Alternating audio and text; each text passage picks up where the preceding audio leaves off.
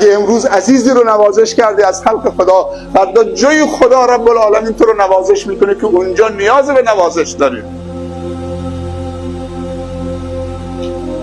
اگر حرف خیری دارید بزن، یه وقتی میبینی همون یک کلمه تو چه میچسبه، به هدف میخوره. نگو دیگه این دیگه بهش امیدی نیست. این جوانی که با این حال ببینید، این آقا این خانم دیگه امیدی بهش نیست، خدا نمیبخشدش.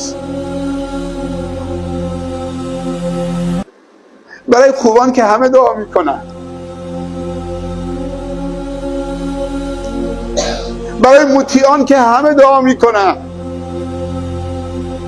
برای این بیچاره های در به در که زمینگیر شدن، گناه اونا رو زمینگیر کرده، برای اونها امیدی باشید. تجار که همه کس تحویلشون میگیرن، مسئولین که همه جوابشون بلند میشن،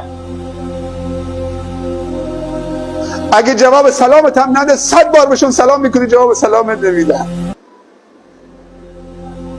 این فقرا و مساکین و در به درها و بیچاره ها و پریشان ها و پراکنده ها، خدا این دلسوزی رو میبینه.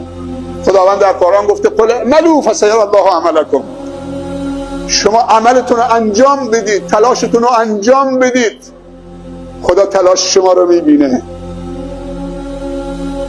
و شکر الله سعیکم، و خدا از سعی و تلاش شما برای نجات برادر و خواهر و خانوادت و دوستت و رفیق تو هم نوعت،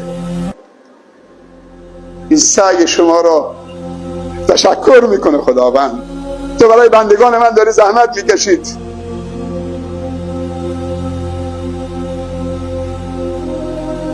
از خود راضی نباشیم، فقط برای خودمون باشیم. حتی اگه شیخ هم باشید،